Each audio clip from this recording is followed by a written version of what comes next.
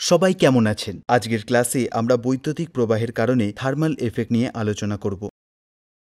এই ভিডিওর শেষে আপনি বৈদ্যুতিক প্রবাহের কারণে থার্মাল এফেক্ট নির্ধারণ করতে সক্ষম হবেন। তড়িৎ প্রবাহের থার্মাল এফেক্ট কী? বৈদ্যুতিক শক্তির তাপ শক্তিতে রূপান্তরকে বিদ্যুতের থার্মাল এফেক্ট বলা হয়। একটি পরিবাহীর মধ্যে দিয়ে বৈদ্যুতিক প্রবাহ প্রবাহিত হলে পরিবাহীর ভেতরে ইলেকট্রন চলাচলের কারণে তাপ উৎপন্ন হয়। এটি নির্দেশ করে যে বৈদ্যুতিক শক্তির একটি অংশ তাপ শক্তিতে রূপান্তরিত হয়। কন্ডাক্টরের প্রতিরোধ প্রকৃতির কারণে তাপ উৎপন্ন হয়। বৈদ্যুতিক প্রবাহের থার্মাল এফেক্ট আমাদের দৈনন্দিন জীবনে ব্যাপকভাবে ব্যবহৃত হয়। বৈদ্যুতিক আয়রন, কেটলি, টোস্টার, হিটার এবং ইনক্যান্ডিসেন্ট ল্যাম্পগুলি থার্মাল এফেক্ট ব্যবহার করে।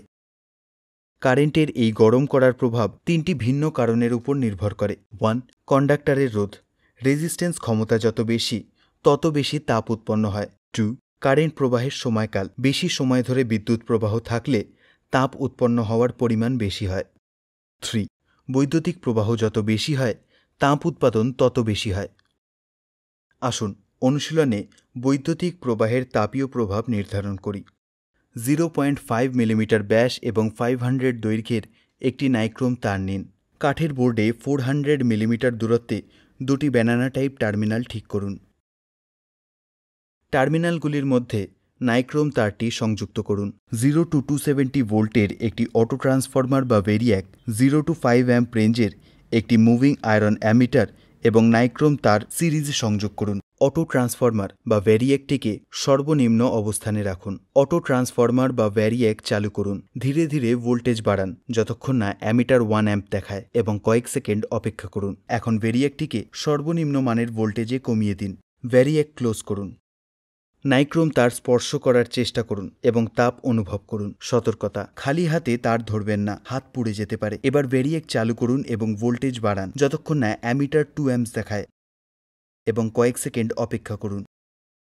কারেন্টের প্রতিটি পরিবর্তনের জন্য তাপ উৎপাদনের সময়কাল একই হতে হবে। ভ্যারিয়েকটিকে তার সাময়িক অবস্থানে আনুন। তারকে স্পর্শ করার চেষ্টা করুন এবং তাপ অনুভব করুন। আপনি লক্ষ্য করবেন যে আপনি যখন কারেন্ট প্রবাহ 2 অ্যাম্পস করার পরে তারটি স্পর্শ করবেন, আপনি আগের চেয়ে বেশি তাপ অনুভব করবেন। এর মানে হলো যে তারের মধ্যে দিয়ে কারেন্ট যত বাড়বে, উৎপন্ন তাপও সেই অনুযায়ী বাড়বে।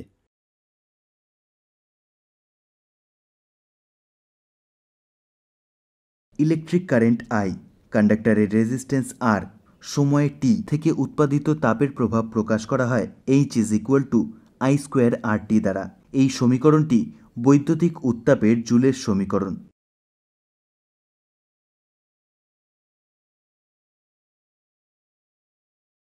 বৈদ্যুতিক প্রবাহের কারণে তাপের পরিমাণ কিভাবে গণনা করা যায় তা আলোচনা করা যাক। 500 ওহমসের রোধসহ একটি রোধ R নিন।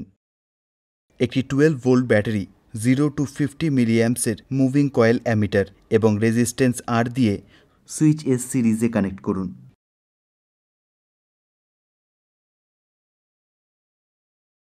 সার্কিটের প্যারালালে 0 থেকে 30 ভোল্টের একটি মুভিং কয়েল ভোল্টমিটার সংযুক্ত করুন। S সুইচ ক্লোজ করে সার্কিটটিকে এনার্জাইজ করুন। সার্কিটটিকে 60 সেকেন্ডসের জন্য চালু রাখতে দিন এবং একই সময় ট্যাবুলেশনে রিডিং নোট করুন। এখন রোধ উৎপন্ন তাপের পরিমাণ গণনা করা যাক। Heat generated = power into time. H = P × T। বিকল্প P = V × I। তাই সূত্র হয়ে যায় H = V × I × T। বিকল্প V = I × R, ওহমের সূত্র। H = I × R × I × T।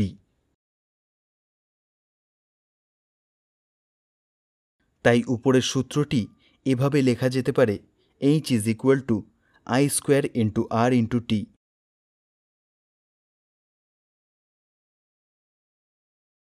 Current I এর মান 0.024।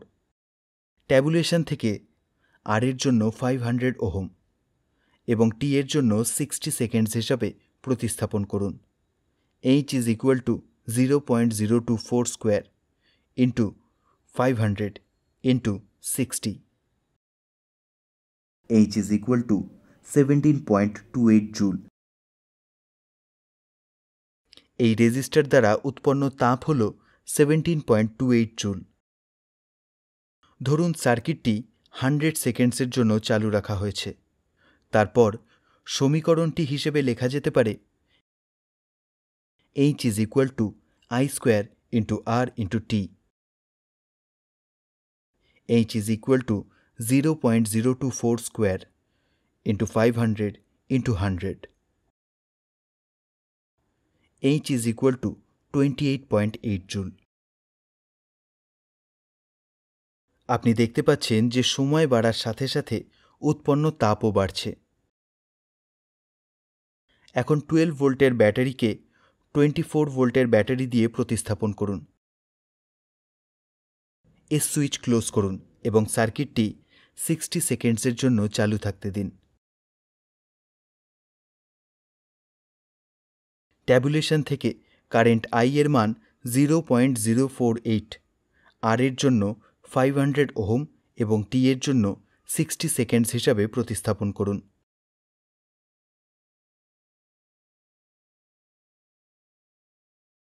H is equal to I square into R into T. H is equal to 0.048 square into 500 into 60. H is equal to 69.12 joule. রোধের মাধ্যমে বিদ্যুৎ প্রবাহ বৃদ্ধি পাওয়ায় উৎপন্ন তাপ বৃদ্ধি পায়। ভিডিওটি দেখার জন্য ধন্যবাদ। আপনার দিন শুভ হোক।